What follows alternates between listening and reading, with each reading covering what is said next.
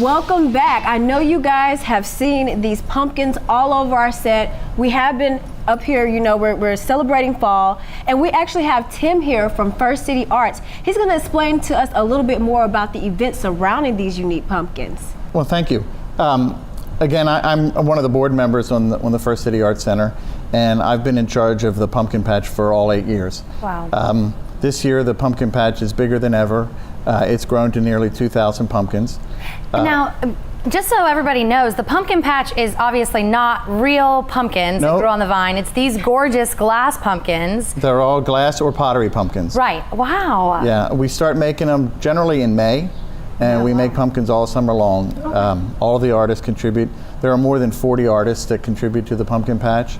So and that results in our biggest fundraiser of the year. And it comes at a great time for the Arts Center because we go through the summer when we're not able to do our normal events. Sure. Now, would that be because it's too hot in the summer? It's too hot. It is, yeah, it's especially too hot for novices to get into glass blowing. It's really, you know, kind of the wrong season for them. Right. It's a little too uncomfortable for the public to come in the Arts Center during the summertime. Awesome. So we get excited about fall because the weather's changed and we can bring people in. And the pumpkin patch has grown into 2 events. Friday night we do a preview party. For $25, you get beer, wine, food, live music, glass blowing, and pottery demonstrations. And each paying customer gets to buy just 1 pumpkin. Friday night is about seeing all the pumpkins. Saturday morning is more of a frenzy. So we the customers like to be able to see them and enjoy them and pick out their favorite one. And so we added, about 2 years ago, we added the preview party. Saturday morning, again, is a frenzy. Yeah. We open at 10, the line starts forming about 7:30. I can only imagine people scoping out the ones that they want the night before and like plotting it out on a map of where to attack first. It's almost like, you know, Thanksgiving, you know, the after Thanksgiving sale. I'm like, hold on, wait, no, I'm going to get this one, Jessica. So then, you know, I'll get this one for you. We'll be over here. So Friday night, really get the cream of the crop. You get the cream of the crop. First pick. You're right. And Saturday, I kind of think of it as that bridal sale where the women are all going crazy about a bridal dress. People go crazy over the pumpkins. There are people out there that collect certain artist pumpkins. They like to make sure they get one from their favorite artist. So I also hear that these are great for different gifts. These aren't just for fall. You can actually see the different color ones. You can have them for all year round, and you can buy them for people. A lot of our customers buy them for Christmas gifts. Yeah, they're great gifts, absolutely. Tell us, how do we get these tickets? Because I'm hearing that, you know, they might go extra fast, so you most definitely want to grab your ticket as soon as possible. You only need a ticket for Friday night, and tickets are available on our website, firstcityart.org, or you could buy them at the door. Saturday morning, the event is free, so you know, anybody can come. And then on Friday evening, though, you said you could purchase tickets at the door for the Friday evening event. Do you anticipate selling out for that event? Well, we haven't in the past. It's a smaller crowd because you know, there is a fee. It's $25. Sure. But I mean, think about, for $25, you're getting the beer, you're getting the wine, the first pick of these beautiful pumpkins. I don't know if you guys have seen that big one back there, but that one is just gorgeous that we've had back there. And also, First City Arts is nonprofit, which is also an important part. You're giving back to your community. So, you know, the $25 actually go a long way. Yeah, it does. It keeps our programs, and we have a ton of programs.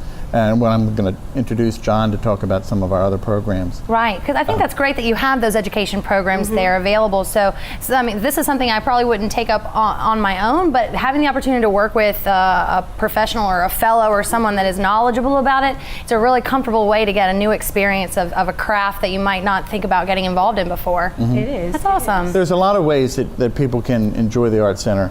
Another festival that we'll do is the Foo Festival, Foo on Fire.